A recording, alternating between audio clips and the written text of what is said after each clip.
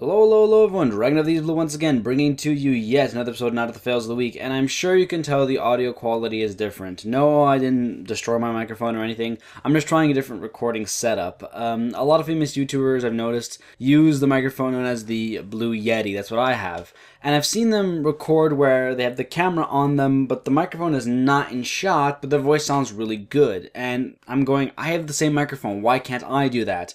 And there's just a trick of how you set up the gain and what settings you've got in the whole thing. So I think I've got it figured out. It's probably not as good because I suck and I don't know what they're doing yet because no one really explains to me what they're doing. I've asked, I've never got a response. So this is just a few tests. Tell me what you think, because hopefully I'll do more stuff in the future. Might do some stuff with the camera, because if I can record well enough, that'd be great, because the internal mic of my camera is good, but not good enough. It doesn't have a mic like this. So we're just testing things out with this one episode. Tell me what you think down below at the end of it, and hopefully it's not going to suck that bad. So, my gods, this chapter. Holy shit. We got ourselves a mother load of ass. But don't take my word for it. Let's get on with it. With Naruto Fails the Week, week 147, chapter 681, Kaguya's Tears. She's not crying as much as I am. Fucking shit. So right off the bat, we got some major issues. To sum up this chapter, it will be summed up by our favorite part of the show, which is backstory bullshit.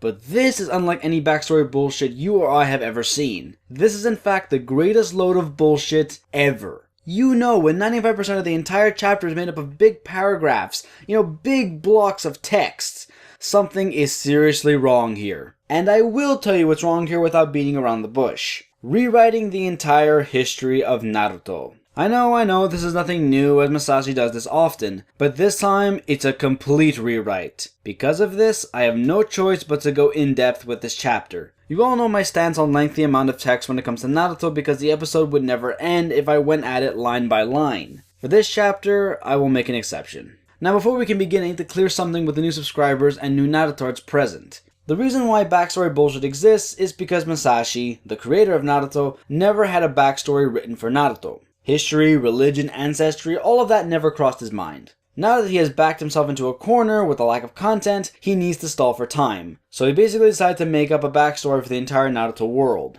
Not only is this fucking terrible, he then proceeded to rewrite the newly invented backstory multiple times. Contradiction is the name of the game when it comes to Masashi storytelling, but this is unacceptable. Well, to me and all of us that have a brain find this unacceptable, but I have reached out to Narutards in the past and they accept it all. There is no septic tank big enough to hold in all this bullshit, and yet the fans still go, "Sure thing, Bob." Every chapter is filled with content that contradicts. Even the chapter that comes out the week before becomes rendered useless with the new shit Masashi makes up the following week. That is how bad it is. And with that said, let's begin. Naruto and Sasuke get attacked by Kaguya and slowly become absorbed by her, draining them of their chakra. Kaguya begins to cry, which Black Zetsu explains is because she has to fight her children who sealed her away. This of course goes against the previously stated knowledge that the Sage of the Sixth Path sealed the Kyuubi, not Kaguya. Black Zetsu then reveals that he is Kaguya's child and that the story of the ninja is a story that existed in order to revive my mother. His words.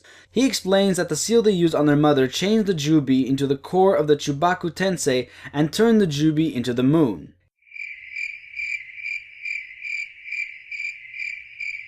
Yeah, I'm gonna go on a limb here and say that Avatar: The Last Airbender did it better with Yue. He goes on to say that right before the seal was placed on Kaguya, they, the children, were born so that one day they could resurrect their mother. The Jubi is made up of not only the sacred tree, but part of Kaguya herself. She was not an incarnation of the sacred tree that was trying to take back the chakra fruit. She was trying to take back the chakra in order to disperse it amongst her two children. That was her will, even though Hagoromo doesn't know any of this. This makes me doubt the whole story. He goes on explaining that Hagoromo raised Indara and Ashura and created the quote-unquote religion of Ninshu, which is supposed to be Shinto and Buddhism, but whatever. After a while, Indara has issues with the teachings of his father, and over time his descendants become the Uchiha and began to revise and rewrite what Hagoromo wrote.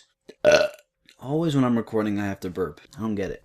So what does this mean, you may ask? It means that the super secret stone block that Masashi made up to the Uchiha having about the history of the world was rewritten by Black Zetsu. He planned all this so that one day it would get either clan to awaken the Rinnegan, but failing until Madara and Hashirama came to be. So now begins the weird shit. Madara, in the past, bites a mouthful of Hashirama's arm and swallows it. As gross as it may seem, keep that in mind because it's important. He taught his right eye called Izanagi, which allows him to rewrite reality. Oh, how fucking convenient. But wait, it gets better. He replaced his corpse with a Kagebushin, as you do with the shitty series. He then threw up a piece of Hashirama's arm and began to regenerate it to graft it on his own skin. Oh, what the fuck, man? He then awakened the Rinnegan and summoned Gendo Mazo. Black Zetsu then pretended to have been born from Madara, but he's actually the person behind Akatsuki, collecting the tailed beasts and causing the war. So he's the true villain of the series! Make up your fucking mind, Masashi. I mean really, 15 years plus of this shit, and you still don't know who the main villain is? Fucking wow. Of course, Naruto refuses to accept all this, which for once I agree with him. Then again, it would explain how useless the ninjas actually are, so who knows?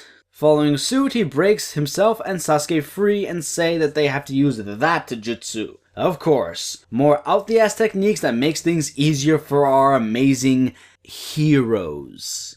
The fact that it's the last panel on the last page is going to give time Masashi to shit it all out. You know, just a huge, slow, constipated turd. Or fast liquid diarrhea, who knows, it's all the same to me. This right here is why this series is so bad. This right here is why I do all of this. These contradictions are why both the official and unofficial wikis and guides are wrong, and why the fans know nothing. Ever since the beginning, I've had Narutards telling me that I'm wrong, and they sent me information they claim is from the wiki and official guidebook to prove that I'm wrong. I've said this before, and I'll say it again. Those sources are not credible, nor are they reliable, because I've seen those sources, and they are shit. The official guidebook says that Temari is the youngest sibling instead of the oldest. As for the wiki, you would think that the fans would keep it up to date and correct since they are fans. In reality, the Naruto wiki is notorious for having fans changing information all the time. Not correcting mistakes or adding new information. Literally changing shit to suit their needs. The most famous was one that a friend of mine showed me, where a fangirl changed the wiki so that her fanfiction character,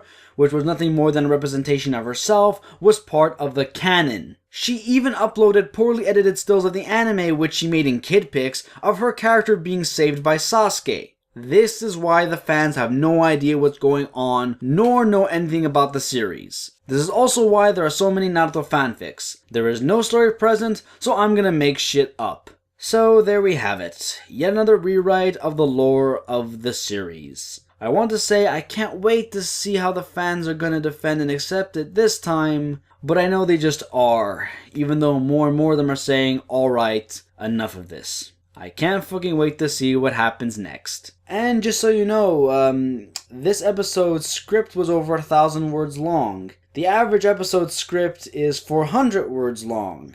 And I'm sure I left out a bunch of other crap that needed talking about. Oh, fucking gods help me. Anyways, guys, this is the Dragon of the East Blue saying Ceylon and keep enjoying the fails. I hope you enjoyed that, even though I very much doubt it. Tell me down below in the comments what do you think about all this rewriting of the lore, because I'm sure people are going, what the fuck? Tell me what you think about the new recording setup. Should I keep it or should I go back to the old one? If you want to follow me on Facebook, Twitter, DeviantArt, and Fanfiction. All those links to those are down below in the description. If you want to see more of my content, if you enjoyed it, don't forget to like and subscribe. If you got comments or questions about previous work or future works, I've mentioned it before in previous episodes. I will answer to all your questions, either in a comment down below or in a private message or even anywhere on the social media that I have mentioned already. So if you got anything to say it, and I'll be seeing you guys next week with more fails. Cheers.